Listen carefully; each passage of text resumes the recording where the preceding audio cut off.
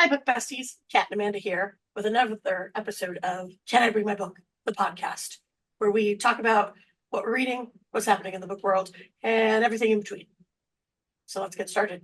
Amanda, what have you been reading this week? Not much. I have been sick most of the week, so we're lucky that I read anything. I finished Dom Com by Adriana Anders, and I gave that one 4 stars, which is pretty good because when I first started it, chapter one, chapter two, chapter three, I was like, am I going to be continuing with this or am I Oh, DNFing? Yeah, and but you I'm know glad. DNF. I know. But I'm glad that I stuck with it. Yeah, I'm glad that I stuck with it. So, and then I've been reading our buddy read, which Kat will share with you guys. So, Kat, what about you? What have you been reading? So I listened to my audiobooks this week were Is This a Cry for Help by Emily Austen? And I listened to that in like 2 days, which is abnormal for me. But it was because I didn't have students for most of my days because my eighth graders graduated. And so while I was packing up my classroom, I listened to that and I was done. It was quick. I really enjoyed it. I gave it 5 stars. And then I started the Unselected Journals of Emma M. Lyon, Volume 1 by Beth Brower. This one's been like buzzing around a lot lately. Like I kept seeing clips for it, and then it was available on Hoopla. So I was like, oh, well, might as well give it a try. So I went ahead and downloaded it and started that. It didn't get very far though, but and then my current ebook is Till Summer Do Us Part by Megan Quinn. It's a little beach rom-com situation, which is super fun. And then the book that took up way more of my time this week than it should have, The Ballad of Falling Dragons by Sarah A. Parker, which is Amanda and I's buddy read for the week. And we only read chapters 1 through 49. We stopped at chapter 50. I stopped at chapter 50. I I don't did know where too. I don't know where man stopped. I also stopped at chapter 50. So, we will be talking about the first half of the book. Well, half-ish. Yeah, The first half of the book. And right then next now. week's episode will be the second half.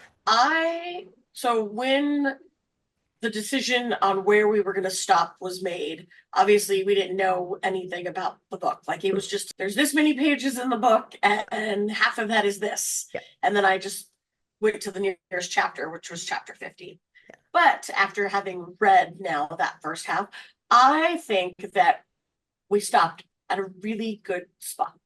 We almost should have stopped after chapter 48. No, I felt like chapter 50 gave enough to still kind of have like that cliffhangery feel. Yeah. Because yeah.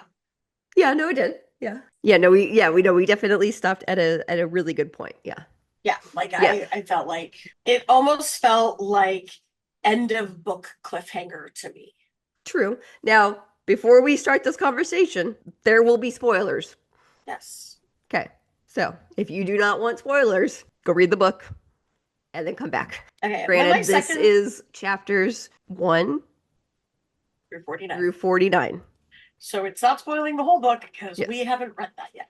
Yes. This is So part 1. I would like to start with I started reading without refreshing book one first.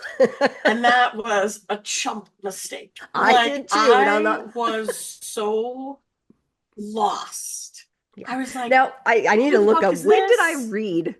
Because And I read that's When the Moon Hatched after you. correct. I want to say it was beginning of 2025, January 2025, I want to say is when I read it. That's my guess. And I couldn't, like, I remembered bits and pieces, but I didn't realize how much of it I had forgotten. Okay, I read it March of 25. Okay, so yeah, I think I was January of 25, Yeah, and like which doesn't seem like all that long ago, no, but right? It's for just for over a my year. ADHD brain, like Well, and just I guess like everything else that we've read and gone through, like I couldn't. And I remember that when I read the book, a lot of like there's a lot of world building in that first book, right? Like there's a lot of words and definitions and characters and creatures and so I remembered that, but I did not remember enough of it to where I could have gone in with this blind. So I ended yeah, up having to read like a synopsis yeah. to get me caught up to remember all of the little details. I did remember from my first read that going back to like her, all of the glossary type stuff that she has at the beginning with like the character names and the creatures and the time, like there's a section about like age and time explained. Like I remembered that that was important.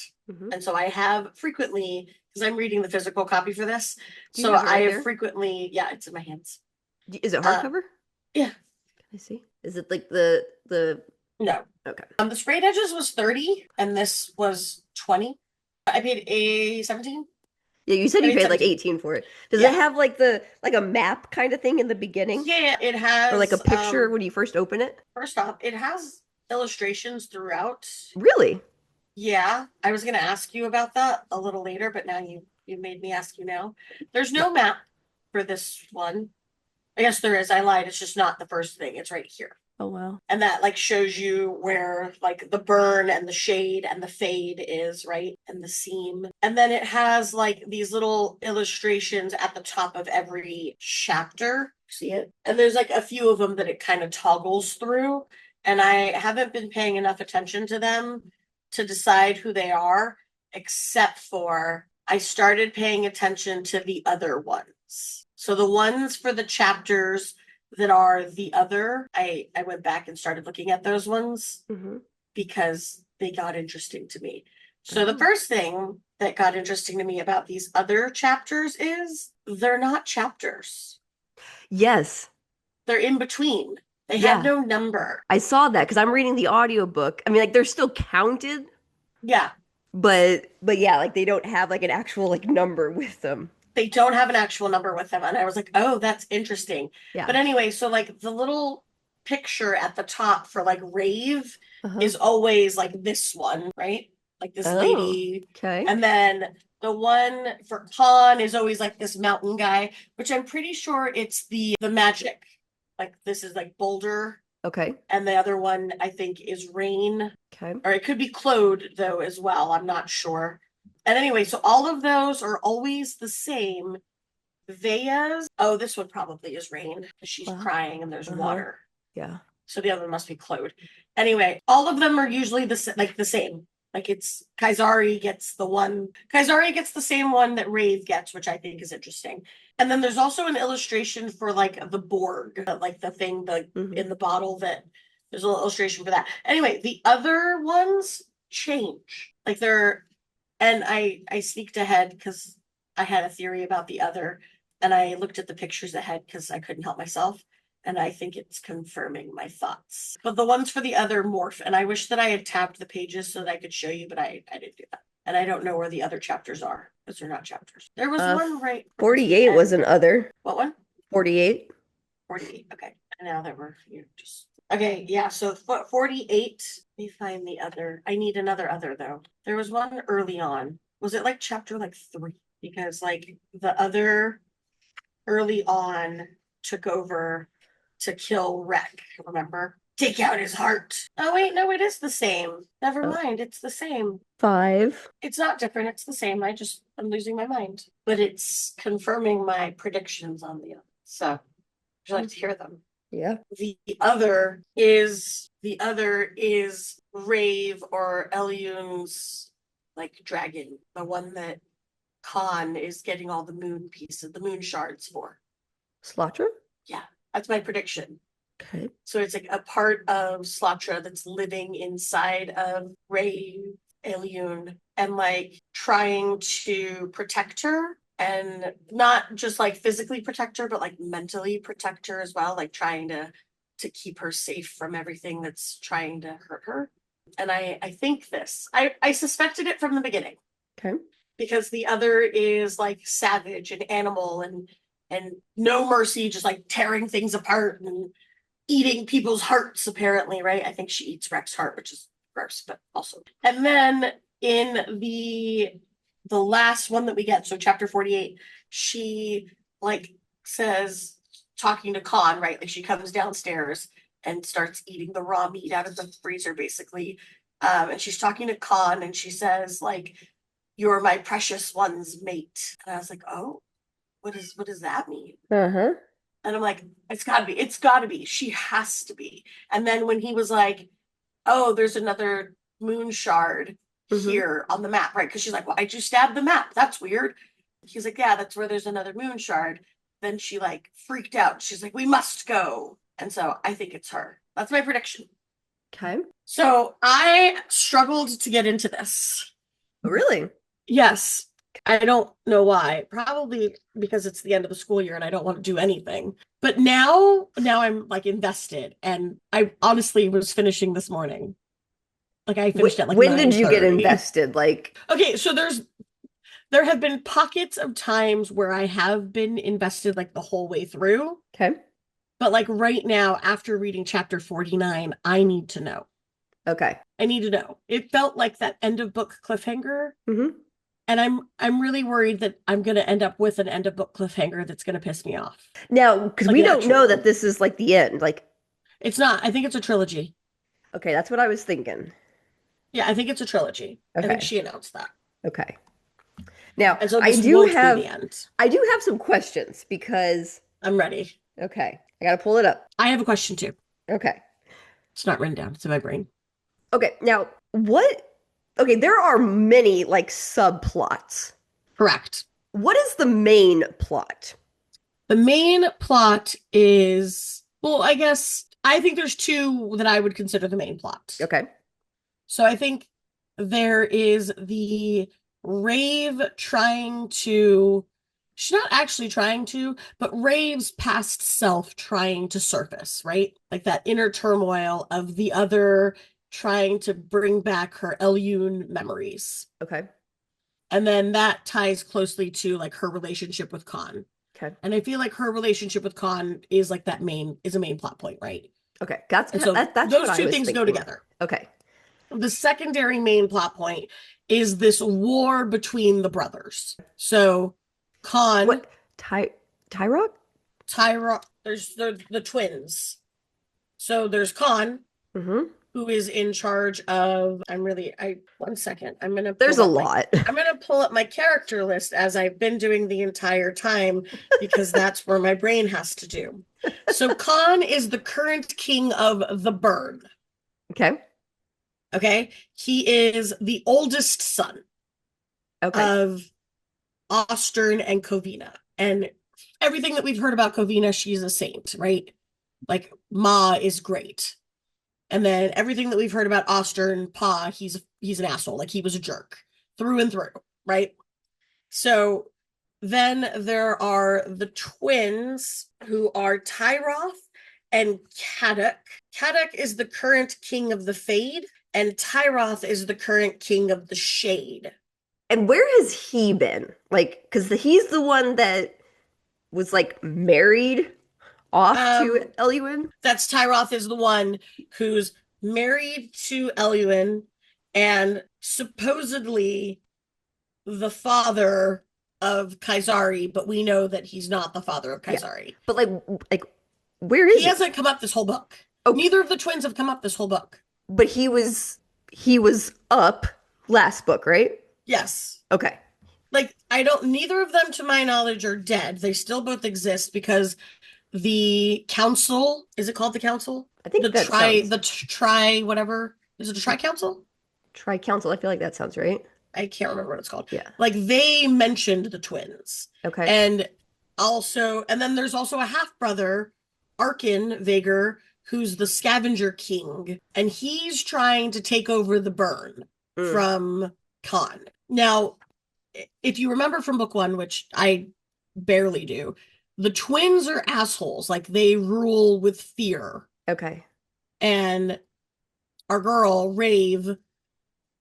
thought that Kaan was the same, right? And then she met him and realized, oh, wait, no, he's not a complete jerk and he's actually nice to his people and whatnot. And then you also have Vea, who is their sister, and she is the princess of the burn. So she's with Kaan in the burn. But right now she's not with Kaan in the burn. She's actually prisoner. Wait, is she the prisoner or is Kaisari? Because No, Vea is the one that's with the Scavenger King. She's the one that was trying to like whittle the bone down, right? and she had Yes. me. Was that No, Vader? No, that was no. Kaisari. You're right. Kaisari. Yeah. That's Kaisari. So Kaisari is the one that's being held prisoner with the Scavenger King. Vea is the one that like is hiding in the mountains, it feels, I think. Yes, I feel like she's hiding. Yeah. She was like running away and she ran away into like this mountain kind of cliff thing. I you don't get a whole lot of chapters for either of them. No. Like it is mostly Kaan and Rave, Yeah. and then you get spatterings of everyone else. But I know that the half brother Arkin is trying to revolt, like he's trying to stage an uprising Hmm. against Kaan, Okay. like as his revenge. And then on top of all of that, you've got the moons falling. Yeah. Like the Miskin have predicted that in 15 cycles, is it cycles? I don't Cycles. know. Yeah. Yeah. Time is weird. In 15 cycles, the moons are going to fall, and the Hmm. moons are all basically like calcified Hmm. dragons. So that's what are I think the main plot point is Rave trying to figure herself out, Hmm. the relationship between Rave and Khan, Yep. and this potential war Yeah. that's brewing. I think the second half of the book is going to be much more war heavy than the first half. Like the first half felt very relationship heavy, right? Like Hmm. we got a lot of Khan and Rave figuring shit out. I honestly feel like we got a lot more backstory in this one than we did in the first one. Okay. At least I think. I don't know because I can't really remember the first one. So maybe it's just that this is what's fresh in my brain. I think I have fallen more in love with Khan this book Yes. than I did in the first book. Are you ready for the game that I played this time? I just like there is just Love something him. so hot about a man that pines for you for cycle after cycle after cycle. Yeah. He's just And waiting. and like a man that just wants Yeah. consent. He's just the sweetest little cinnamon roll ever, and I just want to hug him.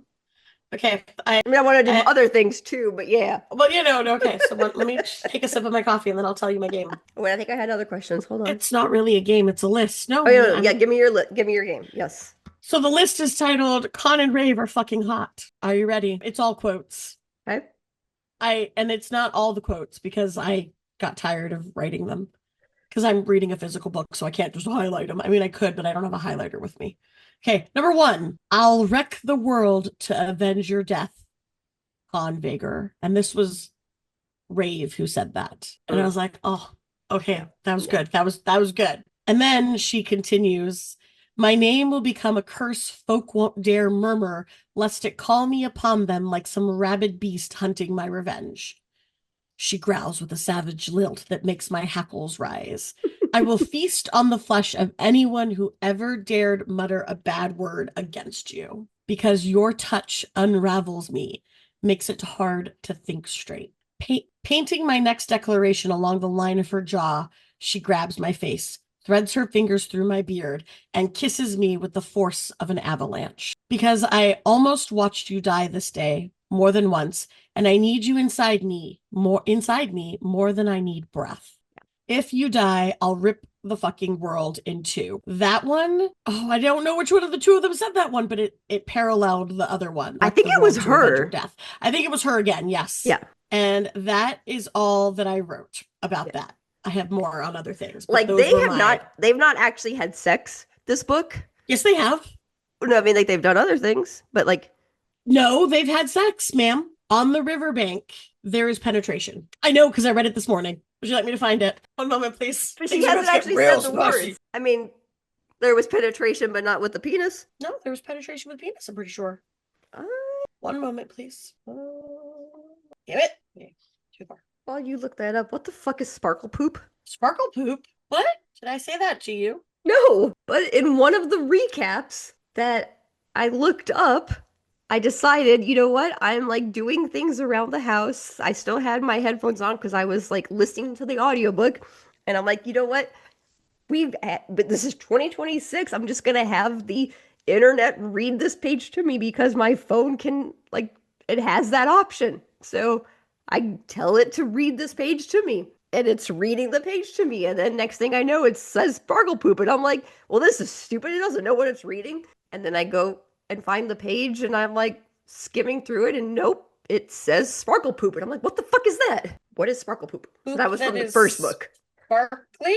I'm gonna need you to Google that. Thank you. A poop that's glittery. Thank you. Okay. I don't, what, can you give me more context, please? That's all you get. Oh, okay, it's here somewhere. I know it's not there. Oh, I didn't know that I was gonna need to tab this. If not, I would have been prepared. You should be tabbing all the spicy scenes. That's all I'm tabbing, guys. yeah. I like to call them the important scenes. Blah, blah, blah. Also, I would just like to let you know that sex is more than penetration with a dick. So that's what I they've said. had sex. I know, but your original statement was that they hadn't had sex yet. But they have. But then I said. But also, I still do think that there was penetration. I just needed to clarify. I know, but then I clarified what I meant. I know, but again, I know that there's different types. I'm just making sure. I just wasn't sure if you needed to be educated today. Could you draw me a picture, please? No, I'm a terrible artist. Ask my mom. You just use stick figures. All right, ready? Yes. Then he's moving through the water into the shallows near the mossy cliff face, steps splashing. The back of my shoulders are pressed against the stone beside the burbling waterfall, spraying us in its haste down the mountainside. My hips angled as I'm lowered onto Kaan's thick length. Drugged with its fullness, that ebb of pleasure restored, fed. He grabs my thigh, stamps his other hand over my right shoulder, then moves, thrusting deep and slow. What chapter is that? You want me to keep going? What chapter is that? Just so you can listen to it again? No, I just don't remember that at all. It's chapter 40. I don't remember them being in the water at all. That's why, like, when you said that, I'm like, no, there was penetration. You should go back and re-listen to it. I've already listened to it twice. I'm just letting you know that it's spicy. Spicy. Okay, now that that's been settled. Also, later in that same chapter, or perhaps the next chapter, she or he, one of the two of them, alludes to it happening several times before they get summoned back because his aunt is in labor. I remember that part. Yeah. But anyway, yeah, it's very spicy up in there. Interesting. Thrust. Because I remember him like he just wanted her to say those yeah, like... and she did. She even said please. And then he responded with something like, oh man, and chapter 40, is that where I said? Yeah. Is that where I said? Yeah. Let's find it, because he says something that's super hot there, and I just didn't write it down. I didn't want to. Guys, we only talk about the important stuff on this podcast. I know, like, first off, this line is great. A hungry tingle moves through me as I snap my gaze back to his lush mouth, now flicked up at the corner. Something on your mind, Moonbeam? Deplorable things, truly. I love that. Okay. Oh, it's right here. It's right here. Oh my gosh, I found it so quick. Yes. Okay. Yeah, like this is where he's like teasing her. Like he's almost penetrating, but just the tip. Yeah, and it's like being fed scraps when I want the entire carcass. Warm and steaming, want my blood to boil with the thrill of his hardness driving into me with claiming force.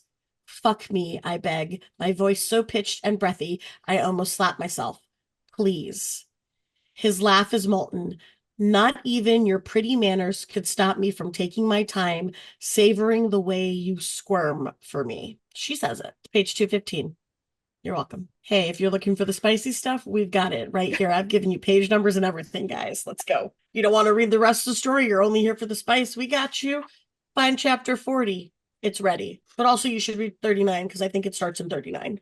Remember them being... Oh my gosh. And then like there's this whole thing where like she tells him that he's not a distraction. And then he asks her, then what am I?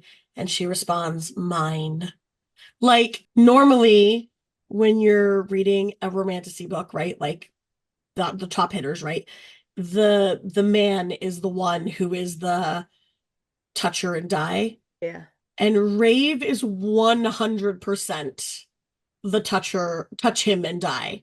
Like it is, she is the one that is overbearing protective of Kaan. Like he is protective of her as well, but she is the one that is very vocal about it. Like there is this savage layer to her that I fucking love. Yeah. it is such a great like spin on Yeah. that trope, I think. Yeah. 100% enjoying. Anyway, I'd like to talk about Leary now. Hold on. Yes. Leary.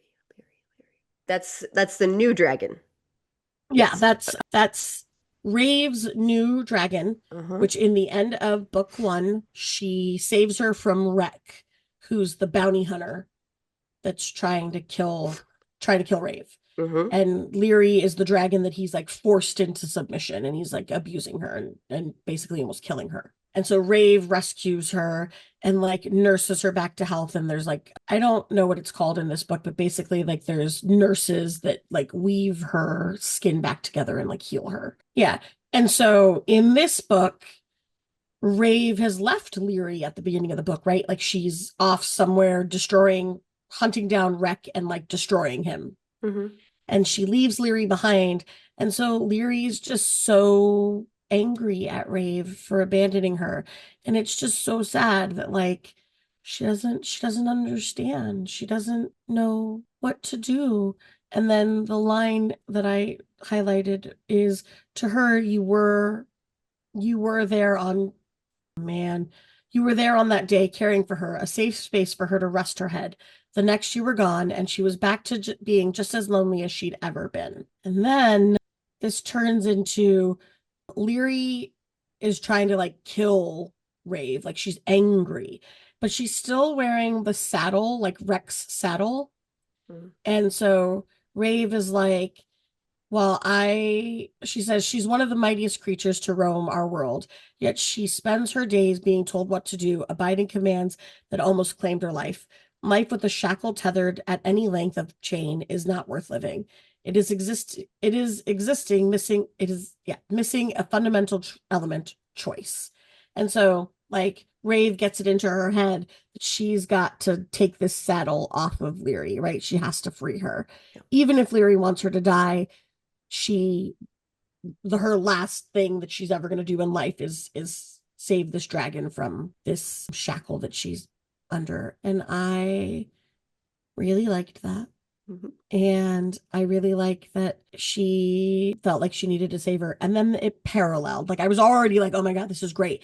And then Kaan thinks about Rave. What she needs is for me to be strong, supportive rock at her side, for me to snuff out my own fears and believe in her. Otherwise, I'm just another shackle she has to contend with.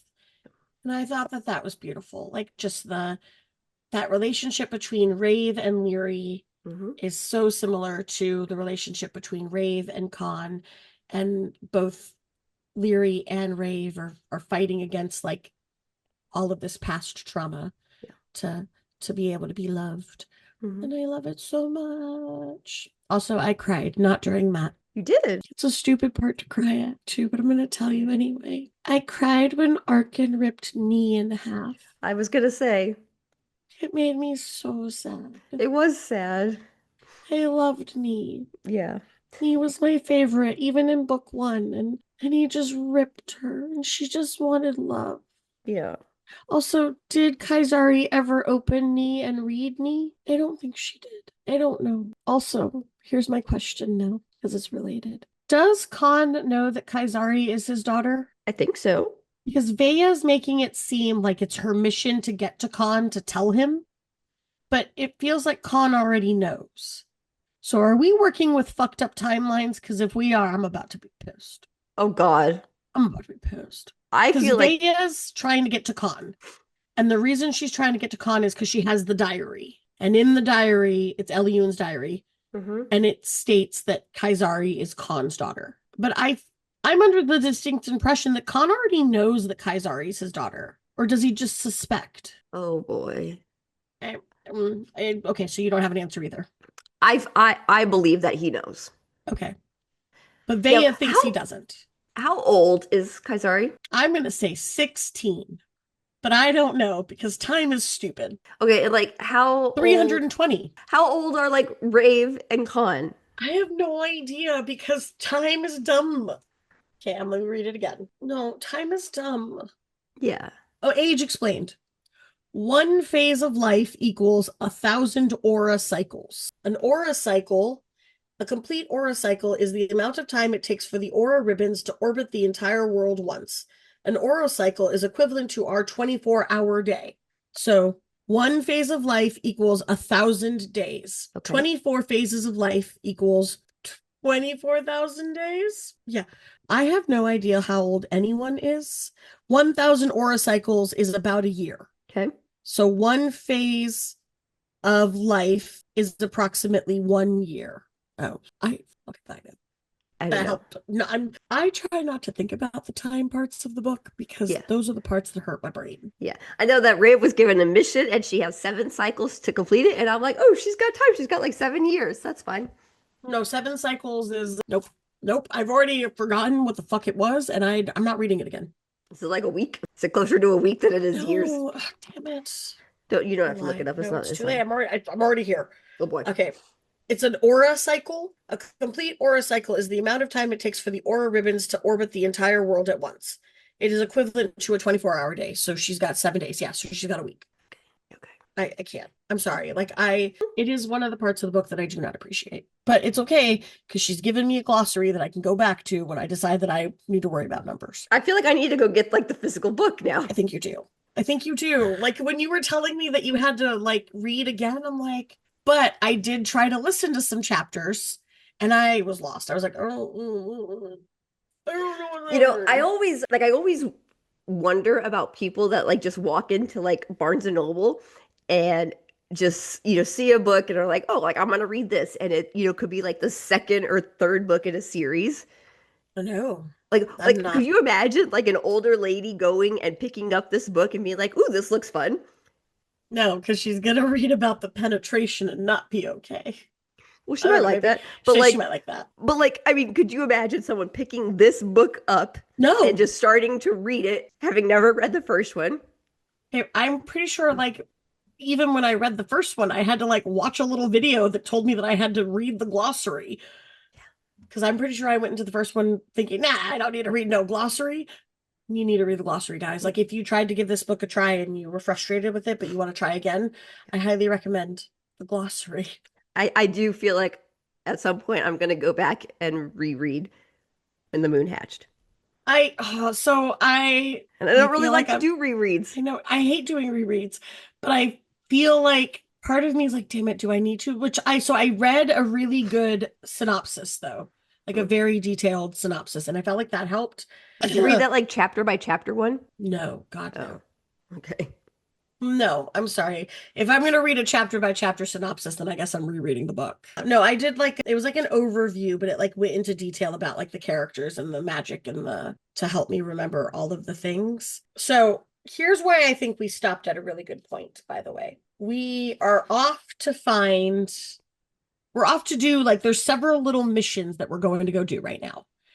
So Rave needs to go kill this silver-haired person Yep. as part of the organization that she used to be part of, Yep. the blood bond that she has. Yep. She hasn't told Kaan about, and I don't know why she's not fucking telling him. Probably because he's not gonna like it. And then Kaan wants to go get this moon shard, but he also needs to go find this boy, like this 9-year-old boy. 9 cycles. That's what I said.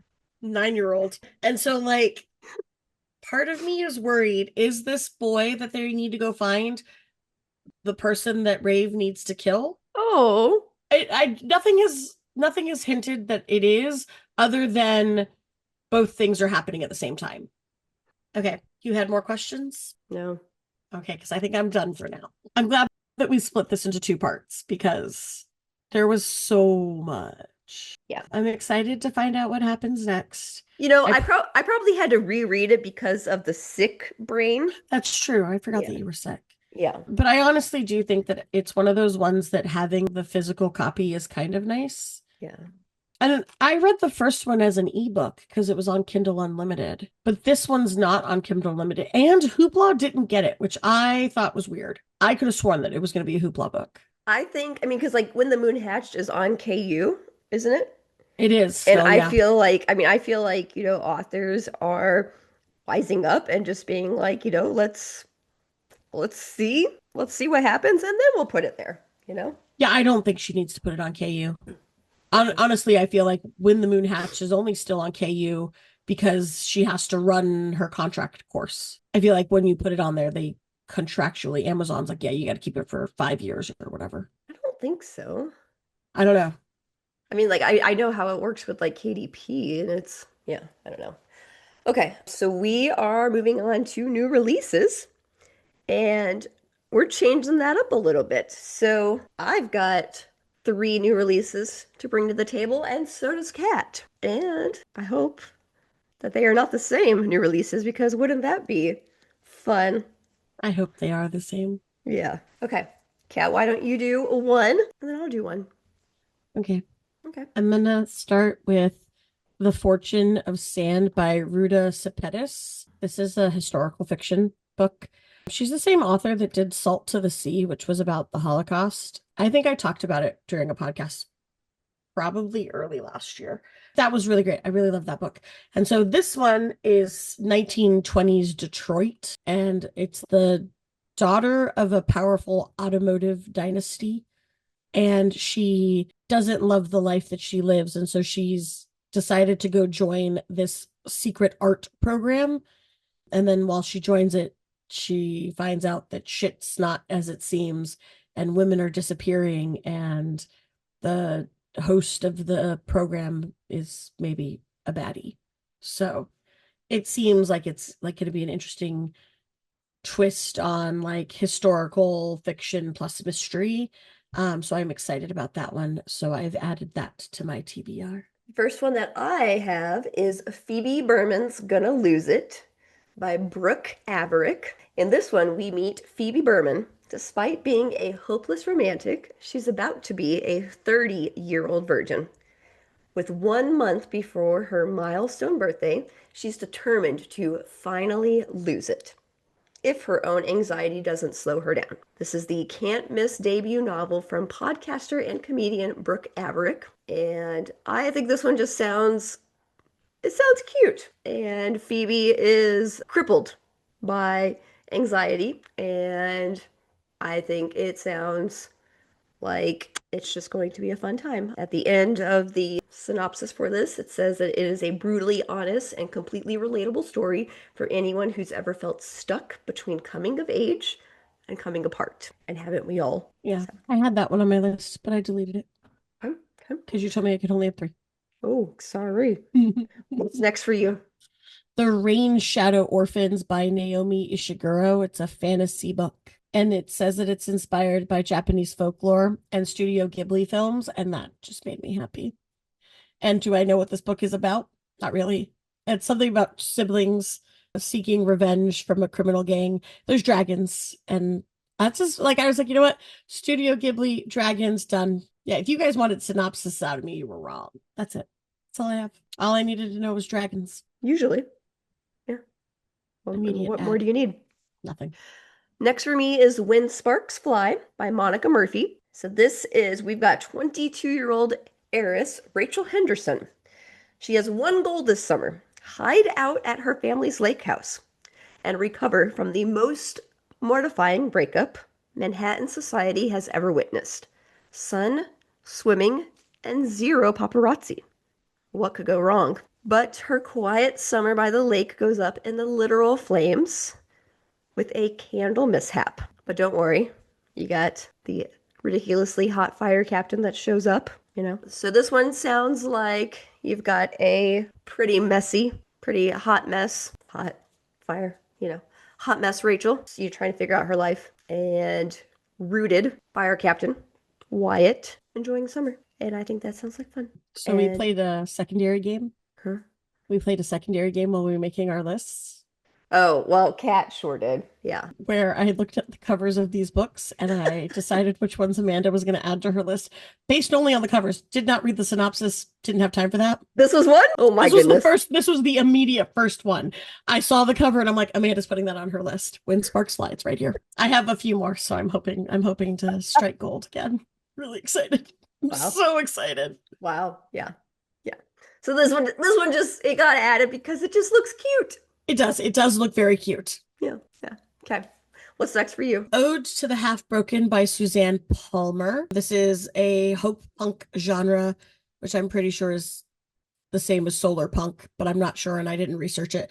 This is about a retired war robot who lives in isolation, but then he's forced to go back into the world after his leg has been stolen. And there's a cyborg dog. But honestly, it got added as soon as I was like, oh, hope punk. Yes, please. I do need more of that in my life. And last for me is The Last Book Club Damn it. by Joanne Rock. This one got added for me because it says that it is perfect for fans of the Block Party. Damn it. This is a book club's murder mystery game goes fatally wrong. And this one, it's a bookish mystery that will thrill readers looking for stories full of twists, turns, and tantalizing secrets. And when they said Block Party, they had me. So Knew it. let's see what we're in for. I'd like to tell you the other books that I predicted now. Sure. Number one, I don't know the authors for any of these. I'm so sorry. It Happened One Murder. Let me pull up my other list. Yeah. One moment, please.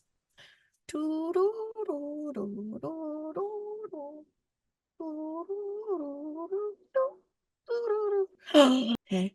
Murder Most Delicious. Made. It's a Sadie Kincaid book. You like Sadie Kincaid. I like Sadie Kincaid. I don't like that cover. Last one. Chowder House Murder. It's a cozy mystery, and it had chowder on the cover. That was the one where the page took too long to load that cover, and so then by the time it did, it was like hyped too much, you know?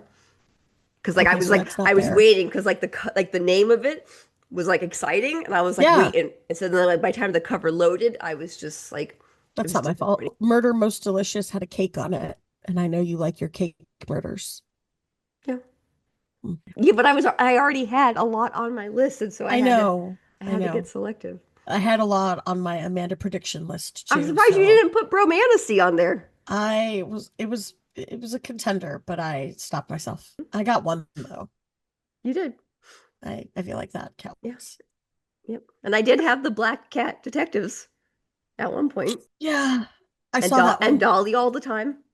I read Dolly all the time because I wanted it to be about Dolly Parton. It wasn't. It wasn't. Not even a little bit. And I was like, nah. All right, it's time for news. Okay, so I've got two News me up. things. What? Number one, I started watching Margot's Got Money Trouble. I'm not finished yet, but here's what I think season 2 is going to be about based on what I've seen so far. I have 2 episodes left. So the only thing that has not been addressed is Jinx's relapse into drugs. So I'm thinking that at the end of season 1, that comes up and the whole so in the episode that I'm in, baby daddy, whatever his name is, I don't care. It's not important. His mama is just now trying to get custody of the baby. Like Margot went to like the high school party and people there recognized her from her OnlyFans. And so now like everyone knows about her and who she is. And so the baby daddy's trying to get custody on the grounds that she's like an unfit mother. So that's what's happening right now. And there's only 2 episodes left in the season. So I don't think that's going to get resolved in 2 episodes. We haven't gotten, I don't know if you remember in the book, one of the guys that she's talking to through OnlyFans like is a regular and she like gets to know him. And then at the end of the book, they meet up. He hasn't come up at all yet. So I'm thinking that maybe he'll come up in season 2. Like I'm thinking they just won't talk about him at all. And then I think, yeah, like the whole CPS custody battle is going to be, and then Jinx and the drugs. I think that's going to be season 2. Right now, you're getting a lot of Jinx is super supportive and nice and great. You got the whole mama wedding turmoil with Kenny. Like all of that's already been laid out really neatly. And so I was like, ooh, there's not really a whole lot left. So I think they're going to be that. I also think, though, that they're going to have to add more stuff. So that's my predictions for Margot's Got Money Trouble season 2. Also, you should watch season 1. It was good. Or so far, it's been good. It's on my list. I'm getting to it. All right, now I have actual news, not Yay! just nonsense from my brain. And you probably have heard about this, I think. So the Barnes and Noble's CEO, his last name is James Daunt, was on the Today Show, the morning show, the one that Jenna Bush is part of, Hager Bush. I don't watch morning shows. I'm at work. Good Morning America. right? I don't know. I'm at work. I don't have time for that. Good morning, Whatever. America. He was on the Jenna Haker Bush show Yeah. and he said something. I'll read what he said. He says, I have actually no problem selling any book as long as it doesn't masquerade or pretend to be something that it isn't. So long as an AI written book says it's an AI written book, then we will stock them. And this has turned into a shit show. Like people are boycotting or they're threatening to boycott Barnes and Nobles. Like there's so much stuff about this to the point where Mr. Daunt released a second statement because he's like, timeout, that was heavily edited. That is not what I actually said. He was like, as far as we are aware, demands that publishers label any books that are AI generated. Like he's saying that he supports those demands that books should be labeled as AI generated. And he says that they'll stock them as long as they're not ripping off other people's work. And people are arguing, well, that is what AI generated stuff is doing. Like that is exactly how it operates. And so people are just saying that they're very disappointed. And so he's basically come back out and said that that was heavily edited version of what he actually said. He says the bookseller does not sell AI books as far as that they are aware. Like, so his statement that he emailed was the bookseller does not sell AI books as far as we are aware. So we might sell AI books, but if we do, we don't know about it, is basically what he's saying, right? Well, he said it's edited. He said it was an edited. No, he said his original statement was highly edited. That I actually have no problem selling any book as long. Yeah. He But says okay, so she's on the Today Show, which is live. I don't know anything about the Today Show. I would like to say that again. Also, I believe James Daunt is a man. James Daunt. It's the CEO of Barnes and Nobles. Yeah. Is on the Today Show. Yeah. And he is quoted as saying, I have actually no problem selling any book as long as it doesn't masquerade, blah, blah, blah. It's a clip. And he's saying that that clip that's circulating is highly edited. Yeah. But yeah. But yes, so the Today Show, not that the Today Show edited, but what people are seeing has been edited. Does that make sense?